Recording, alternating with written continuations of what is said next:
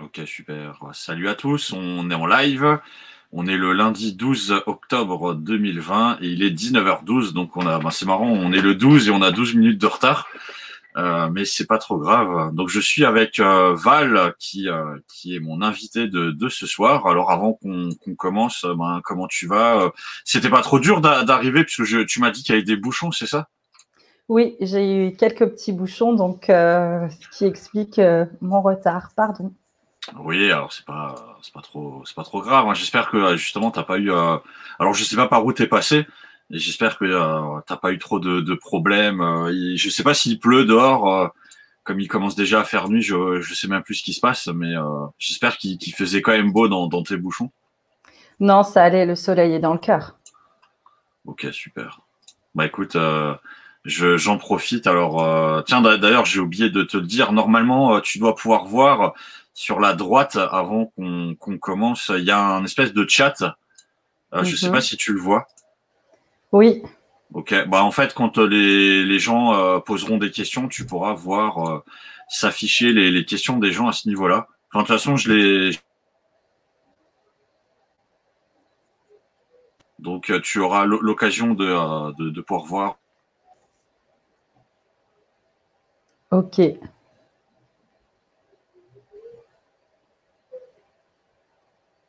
Tu as gelé.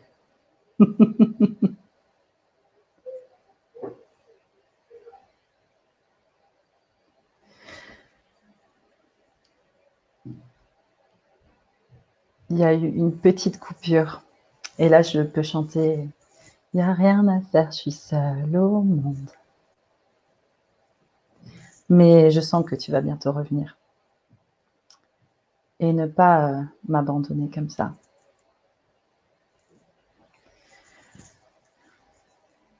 Petit souci de connexion qui arrive.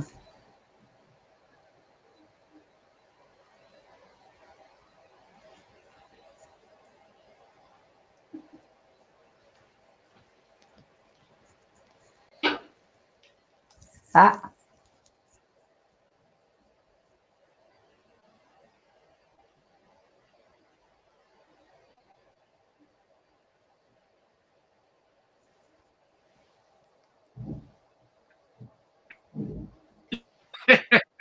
Pour ceux qui nous. Tu vois qu'il y a Olivier qui nous a mis un message. Alors est-ce que tu me vois? moi, je te vois. Tu étais gelé, c'est pour ça que j'ai chanté. Il n'y a rien Super. à faire, je suis seule au monde. Alors pour ceux, je vois qu'il y a des gens qui nous regardent et qui ont déjà mis des commentaires. Salut Olivier, n'hésitez pas à nous dire si vous nous voyez bien, que vous nous entendez bien. Et en fait, j'ai lancé le live et juste après 2 minutes, je me suis fait couper.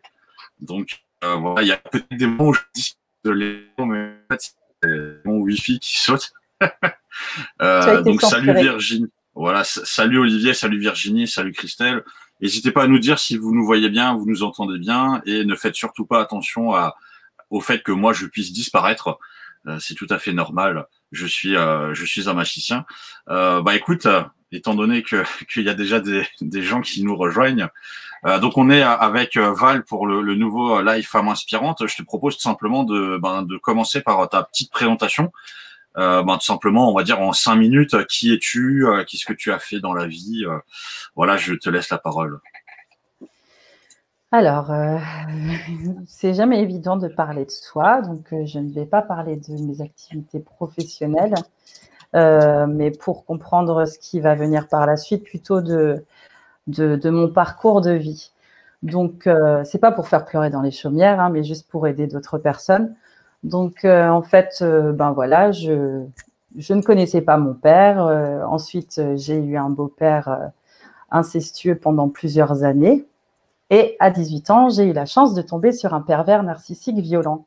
Donc, j'ai rencontré quelqu'un au planning familial qui, voilà, ça s'appelle une main tendue, qui m'a ouvert les yeux. Et à partir de cette première rencontre, en fait, ma vie a commencé à changer. Et, euh, et de là, voilà, plein de choses ont découlé. Donc, j'ai commencé à être ce qu'on appelle une douce féministe, Mhm. à faire des choses pour les femmes. J'ai travaillé auprès des personnes handicapées pendant 3 ans. Donc, voilà, c'était mes premiers amours. C'est toujours mes amours, d'ailleurs. Et après, du coup, tout ce parcours-là personnel a fait que j'ai eu différents engagements. Voilà, ça peut être auprès pour la lutte contre le cancer du sein, pour le dépistage, comme en ce moment avec Octobre Rose, un petit clin d'œil à visage de femme avec qui on a fait un petit shooting photo. Et Valérie Blinde, qui était la marraine de la Strasbourgeoise 2017. Et également Anaïs, qui a ouvert l'atelier du téton, qui s'occupe de faire des tatouages 3D après une reconstruction mammaire. Donc voilà, en fait, c'est plus simple pour moi de parler des autres que de parler de moi-même. Donc ça va être un peu compliqué, il va falloir que tu me guides. Ouais, je suis là pour ça. Bah écoute, avant que tu continues, j'en profite rapidement, si tu me le permets, pour passer aussi un coucou à Claude, qui est l'organisateur, enfin le président de l'association qui organise la Strasbourgeoise, que je connais bien et avec qui aussi j'ai eu l'occasion de faire des choses justement pour la Strasbourgeoise. Donc si jamais il nous regarde, salut. Merci à lui, c'est vraiment une très très belle initiative. Et donc aussi pour bifurquer un peu sur mon parcours de pin-up entre guillemets, j'ai commencé avec le Alsace Rock and Jive où Coralie, donc Coco Das Vegas, avait organisé il y a quelques années. Et là, j'ai fait partie des Alsace Girls. Mon parcours a commencé aussi ici, donc un groupe de pin-up. Et ensuite, j'ai participé à l'élection Miss Pin-Up France, où j'ai été élue deuxième dauphine Miss Pin-Up France en 2019. Et donc, depuis, j'utilise mon écharpe, puisque, bien sûr, vous pensez bien que je n'ai pas attendu d'avoir une écharpe pour faire des actions caritatives ou autres. Ça fait plus de 20 ans que j'en fais. Mais j'ai profité de cette écharpe, en fait, pour pouvoir avoir des partenaires et pouvoir mettre en avant des projets ou des sujets qui me tenaient vraiment à cœur et que je partage justement sur les réseaux. Ok. Bah, écoutez, j'en profite juste avant qu'on enchaîne sur tes engagements. Pour ceux qui nous regardent, si jamais vous avez des questions à poser, n'hésitez pas, on les prendra en cours de route. Et aussi, de toute façon, à la fin, il y aura une phase de questions-réponses. Donc, si vous avez des questions, que ce soit sur le parcours de Val ou justement sur les engagements, ce qui va arriver, n'hésitez pas. Et donc, tu me disais à moi que tu avais plusieurs engagements avant évidemment ta phase de Miss Pin-Up et après où justement le fait de devenir dauphine, ça permet de booster la lumière sur ce que tu fais. Est-ce que tu peux quel est l'engagement ou les 2-3 engagements qui pour toi sont les plus importants à l'heure actuelle? À l'heure actuelle, on est dans Octobre Rose, donc ayant perdu ma tante il y a quelques années, c'est quelque chose qui me tient particulièrement à cœur. Je vais en rajouter aussi une, forcément, non, je vais t'en mettre 2 quand même en plus de ce que tu m'as dit. Donc, dans tout ce qui concerne l'inceste, la lutte contre la violence, les violences conjugales, les violences faites aux femmes.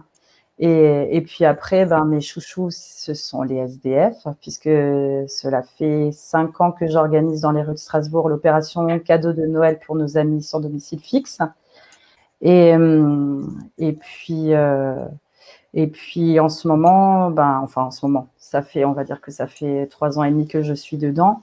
C'est le harcèlement scolaire et puis la reconstruction après le harcèlement scolaire, puisqu'on a ce qu'on appelle la phobie scolaire qui vient se greffer dessus. Et on n'en parle pas beaucoup non plus. Donc voilà. Alors, au niveau juste par exemple des SDF, c'est quoi concrètement ce que tu fais pour justement leur venir en aide et essayer de faire des actions? Est-ce que aussi, d'ailleurs, pour ceux qui nous regardent, est-ce qu'il y a des moyens de te contacter ou est-ce que tu recherches des soutiens? Est-ce que vous avez besoin de certaines choses pour ces actions? Alors, en ce qui concerne mes propres maraudes, je ne fais pas partie d'une association. J'ai juste une page sur Facebook qui s'appelle Le Thé des Sourires.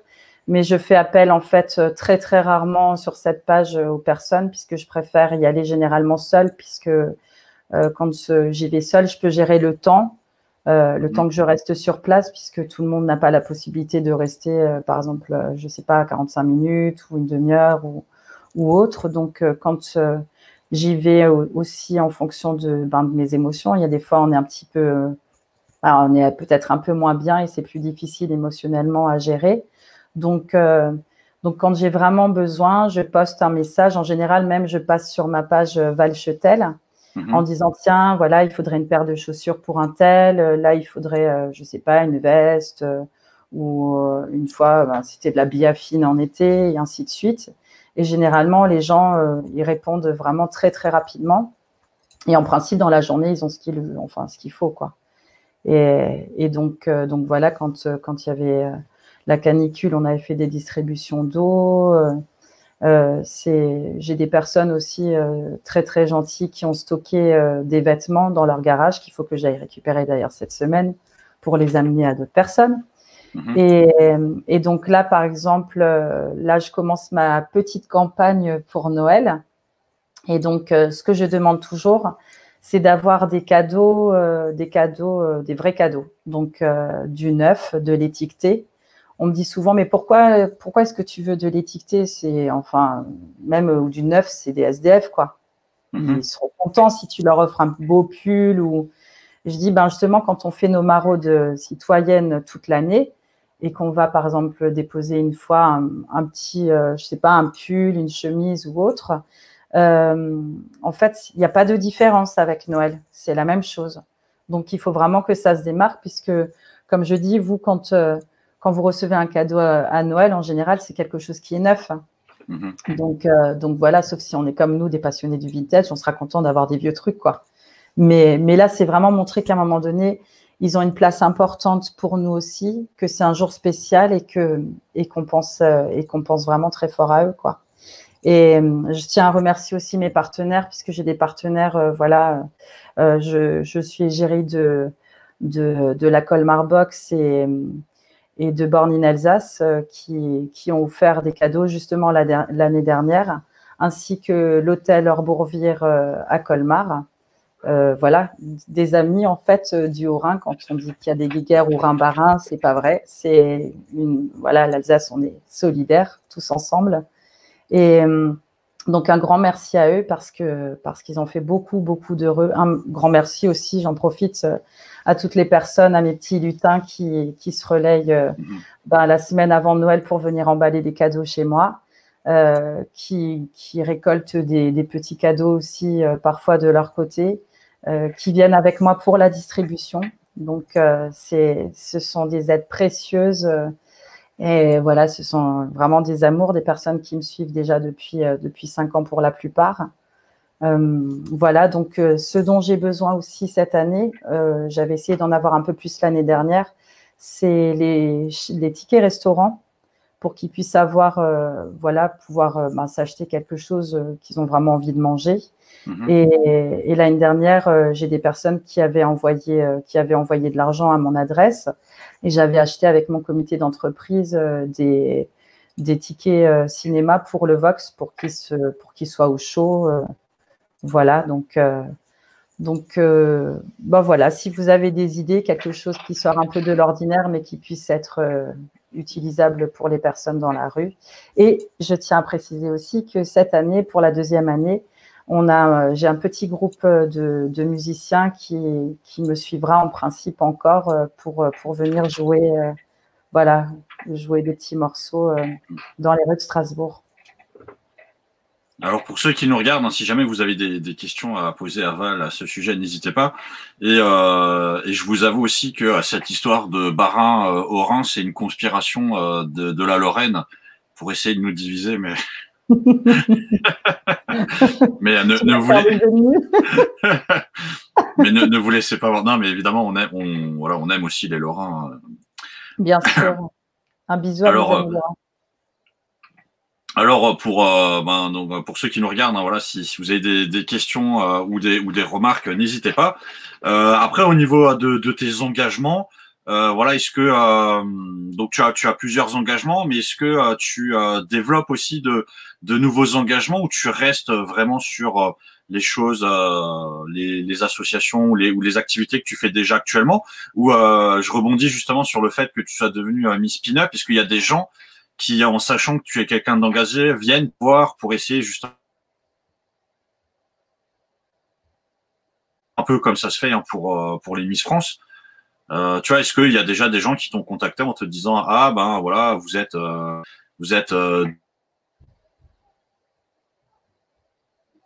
est-ce que voilà vous pourriez venir aider telle ou telle structure pour je sais pas récolter des fonds ou pour de la communication. Est-ce que ça t'arrive ce genre de choses?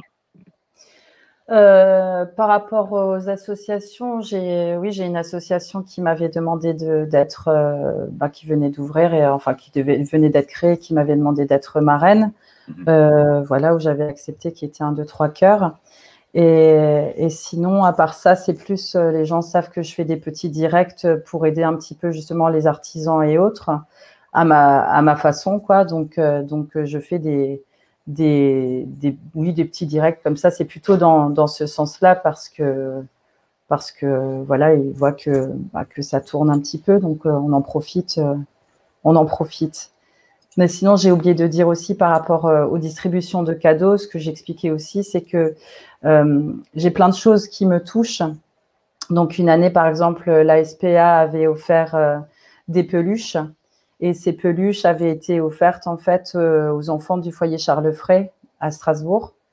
Et j'avais redonné aussi une partie de certains cadeaux à une association, justement, qui s'occupe de loger les femmes victimes de violences conjugales.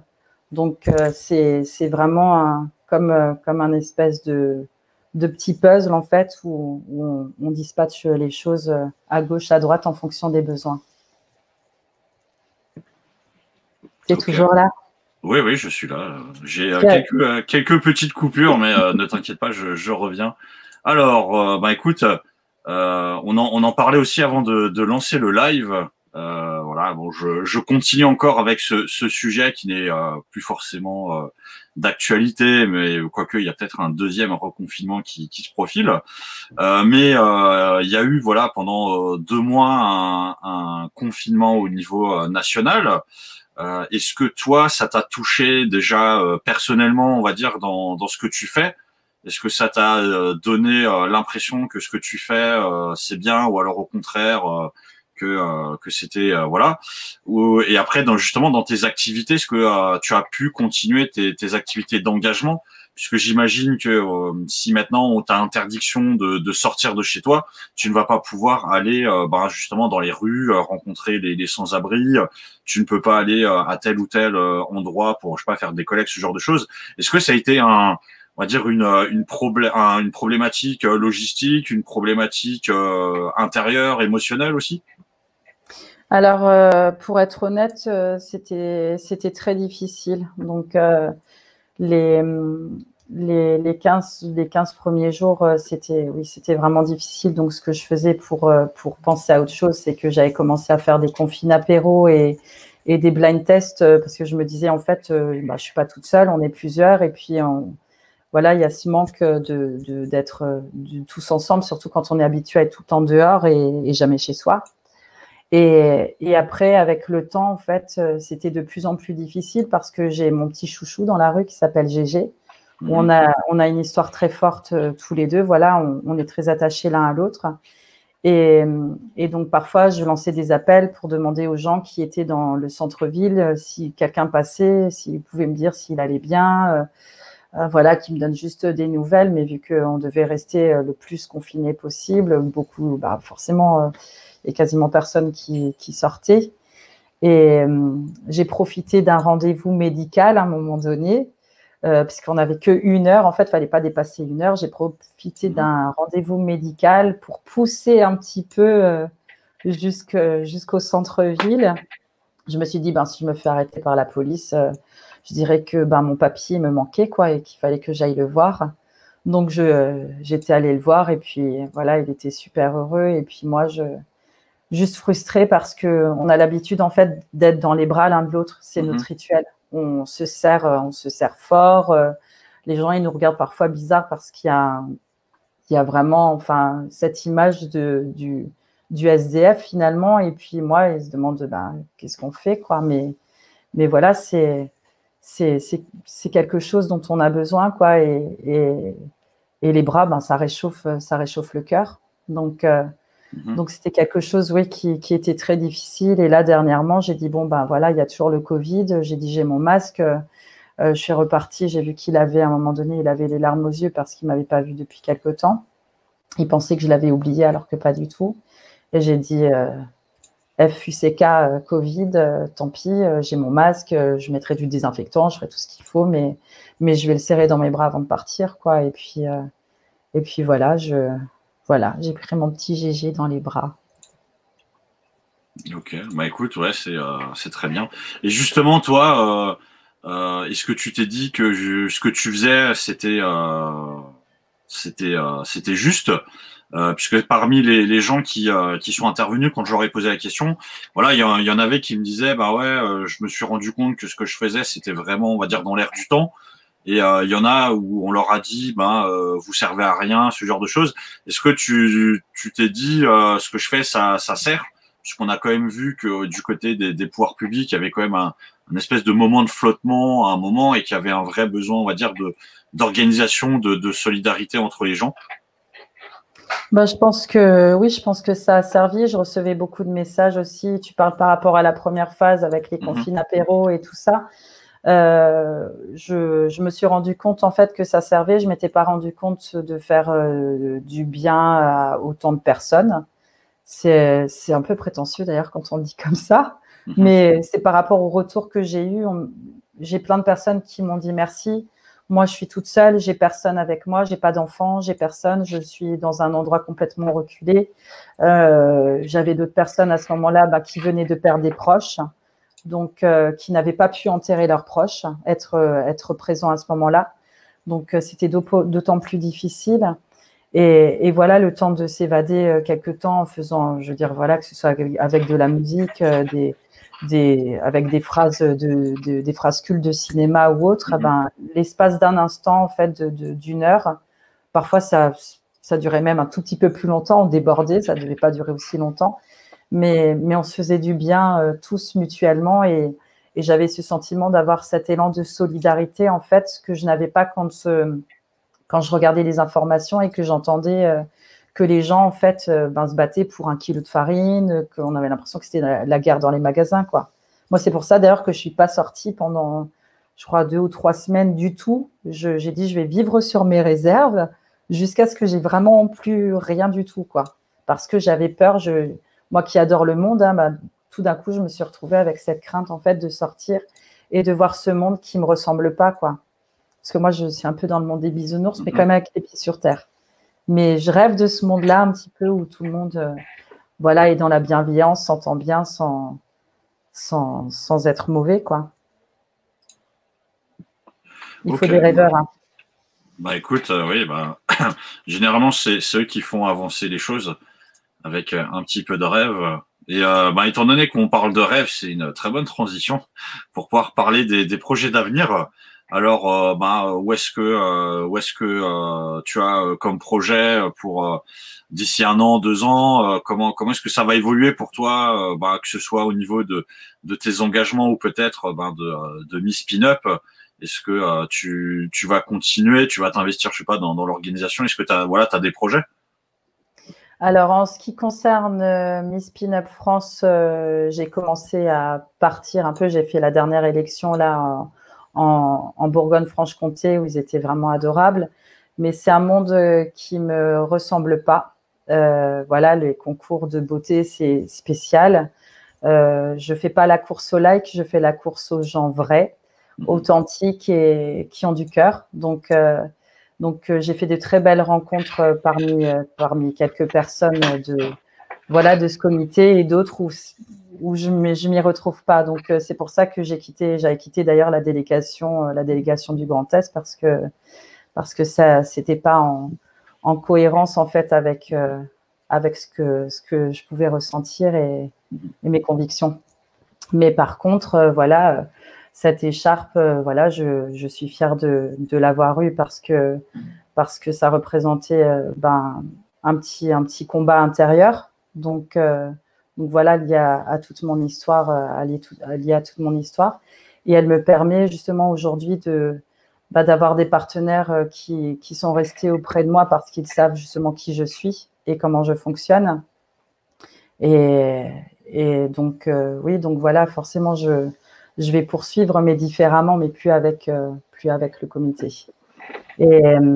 Et sinon, à part ça, j'ai un projet autour de tout ce qui est harcèlement scolaire, parce qu'on n'en parle pas assez. La phobie scolaire aussi, on donne pas aux parents en fait ces informations précieuses de comprendre à un moment donné pourquoi à un moment donné ton enfant le matin il va se lever en disant j'ai mal au ventre et que ça va se reproduire 1 jour, 2 jours, 3 jours et ainsi de suite. Que pendant les vacances scolaires, tout ira super bien. 3 jours avant la rentrée, ce sera la misère. Jusqu'au moment où on se rend compte qu'en fait, il se passe quelque chose à l'école. Et souvent, au niveau des institutions, ils n'écoutent pas les parents. Ils ne sont pas à l'écoute des enfants non plus. On minimise la souffrance des enfants. Clairement, on n'a pas les supports nécessaires. Moi, ça a duré comme ça 1 an jusqu'à ce que ce soit allé un peu trop loin. Et à ce moment-là, j'ai composé le 30-20, qui est le numéro spécial justement pour le harcèlement, contre le harcèlement scolaire. Et à ce moment-là, j'ai eu un suivi qui était vraiment très utile. Et aujourd'hui, on voit un petit peu, on en voit le bout parce qu'il est scolarisé dans un établissement privé à la doctrine chrétienne, je vais le dire, parce que c'est la première fois que je vois un directeur être à l'écoute de mon enfant. Vraiment la première fois. La première fois qu'on propose, parce que forcément il était en phobie scolaire, c'est pour les enfants. Après, c'est comme franchir une montagne de devoir arriver devant la porte d'une école ou d'un collège. Ils ont peur. Ils ont peur, il y a des douleurs, il y a cette crainte qui est là tout le temps et puis incontrôlable, quoi. Et je les remercie vraiment beaucoup parce qu'au départ, ils ont fait un aménagement sur le planning en le laissant venir, par exemple, que les matinées pour progressivement lui faire intégrer une journée complète. Mais ces personnes-là sont très rares, elles sont précieuses. Et les professeurs ou les instituteurs ne sont pas toujours non plus formés, ils n'ont pas le temps nécessaire puisque l'éducation nationale est ce qu'elle est. Et ce serait bien qu'on se penche un peu plus sur ce sujet justement-là pour être à l'écoute des enfants parce qu'on parle de bienveillance, de neurosciences, on nous bassine avec toutes ces choses-là.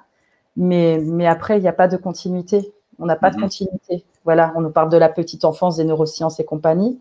Mais après, en fait, tout ça, on n'a plus aucune cohérence puisqu'il n'y a pas de suite.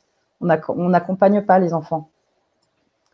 Et voilà, je pense qu'il faut vraiment s'y pencher davantage et puis pas hésiter à témoigner justement. Donc voilà. Ok, bah écoute, c'est de bien beaux projets et ça s'enchaîne bien puisqu'on passe aux questions-réponses. Et justement, il y a une question qui a été posée pendant que tu parlais. Alors, normalement, tu la vois s'afficher en même temps que moi. Donc là, okay. Une question de Mathéo qui te demande, j'ai une question, avec tous ces engagements associatifs tout au long de l'année et notamment au profit des sans-abri, est-ce qu'un engagement politique est-il envisageable ? Je me suis posé la question. Non, mais c'est vrai, je me suis posé la question parce que voilà, on n'est pas toujours d'accord avec.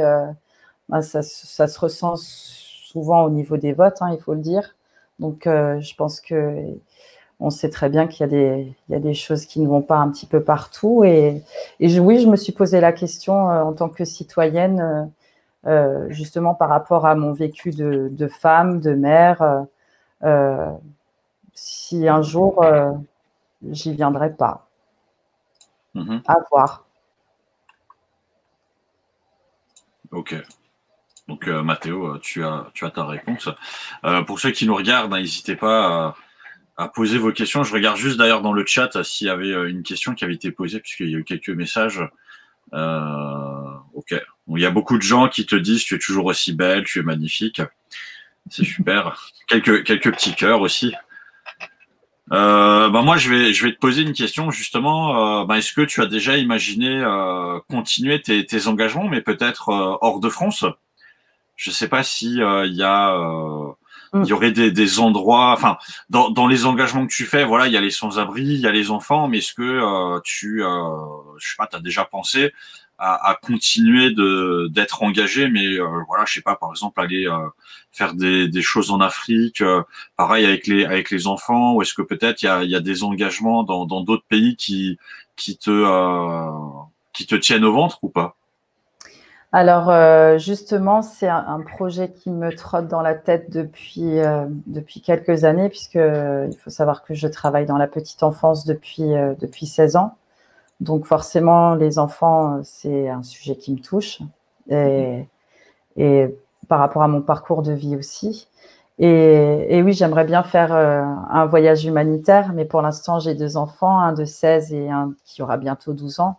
Donc, tant qu'ils ne sont pas complètement autonomes, je ne partirai pas. Mais j'ai dit le jour où voilà, ils seront assez grands, je partirai. Voilà, je prendrai mes jours de congé pour faire quelque chose en ce sens-là, puisque voilà, après, on a tellement de sujets qui nous touchent, c'est sûr qu'on peut pas tout résoudre comme ça partout dans le monde, mais je veux dire, faire des choses qui nous tiennent à cœur et nous réchauffent le cœur, ça fait du bien, et de se dire qu'on a contribué à une infime partie.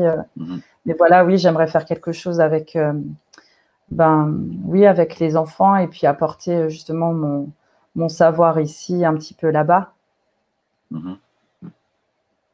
Mais oui, l'Afrique, c'était dans mes projets, ou alors en Asie.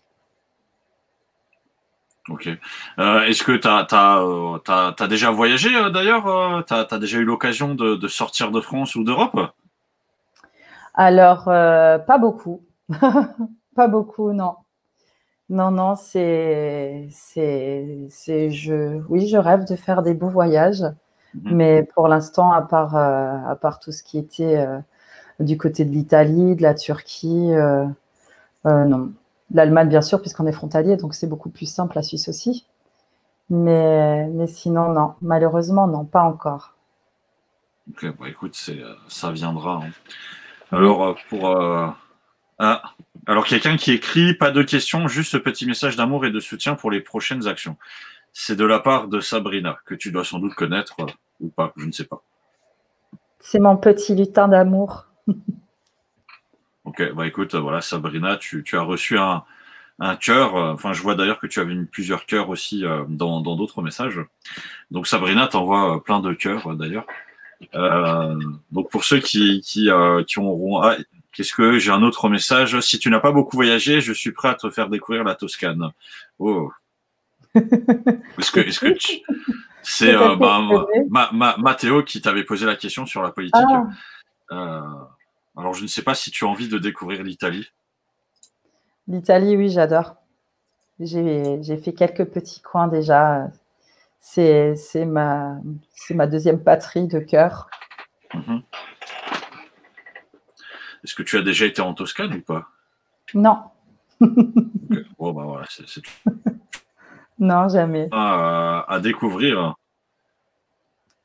Ok, bah écoute, on est déjà à plus de 34 minutes de live. Bon, mis à part, on va dire, la minute où j'ai disparu et après je suis réapparu. Est-ce que tu as vu le temps passer ou pas?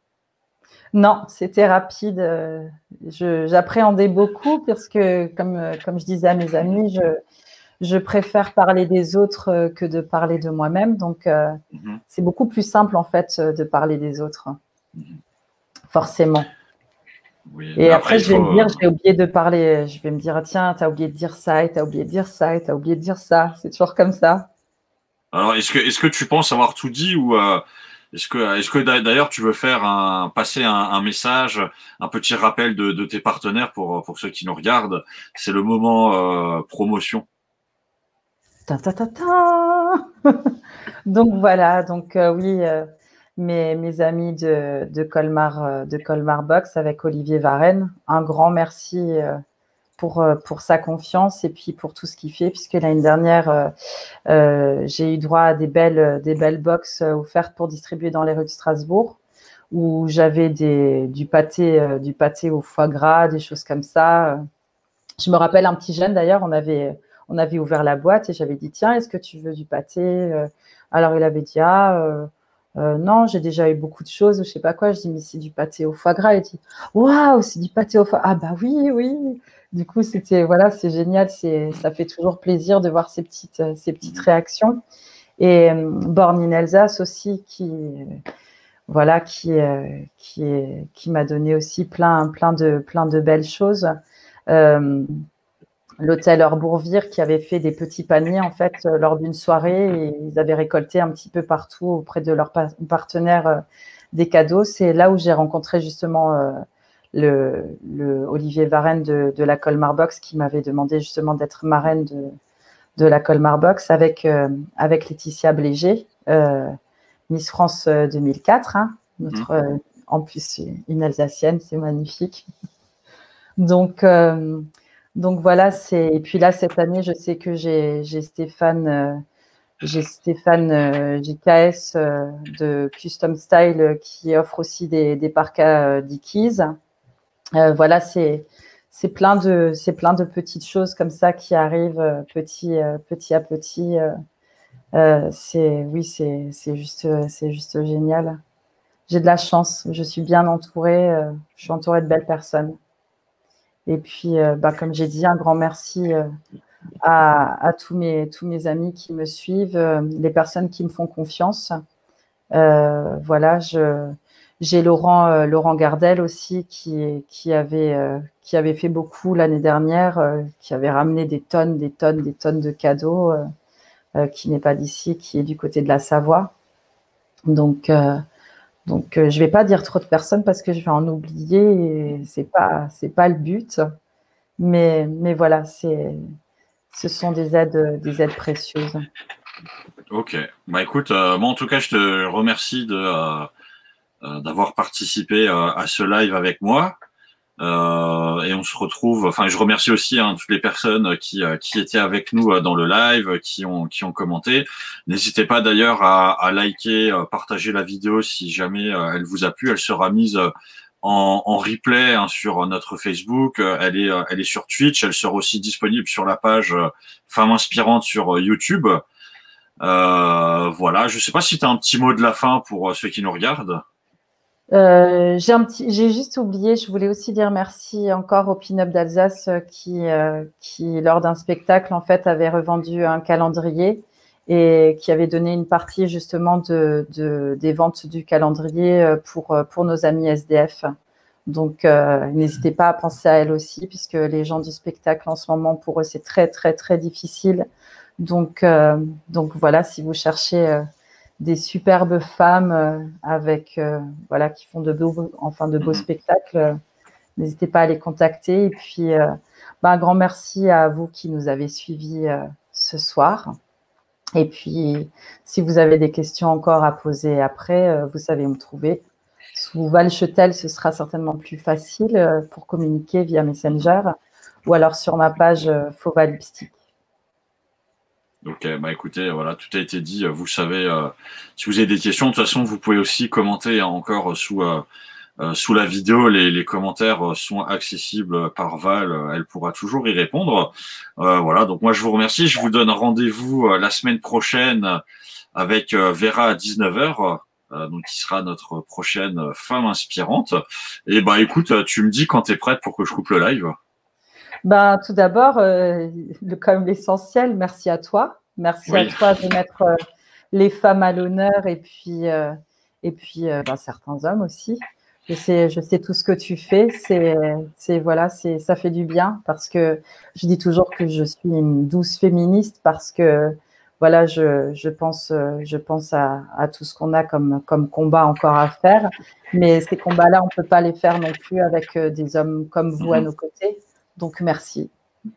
Merci à toi. Bah écoute, merci à toi. Et je passe d'ailleurs un coucou à Christian qui qui m'avait parlé de toi. Enfin, tu m'avais contacté, après il m'avait reparlé de toi parce qu'il avait fait, il était venu à un de vos événements. D'accord. Voilà. Ouais, il avait fait des photos, patati patata, et on avait fait des photos aussi, patati patata, et on avait parlé de toi. Voilà. Donc coucou Ok, à Christian qui d'ailleurs Christian était un homme qui était intervenu par rapport oui, à ta remarque. Voilà. c'est Bah ça. écoutez, on va vous laisser. Moi je vous souhaite, il va être 20h, donc je vous souhaite un bon repas et pour ceux qui regardent un bon journal télé sur TF1, France 2, France 3, peut-être M6 aussi, je ne sais pas. Bon appétit. Euh, bon appétit ou bon fin d'appétit, hein, puisque il y en a peut-être qui ont déjà fini de manger. Et on se retrouve la semaine prochaine. Ciao, Merci. ciao.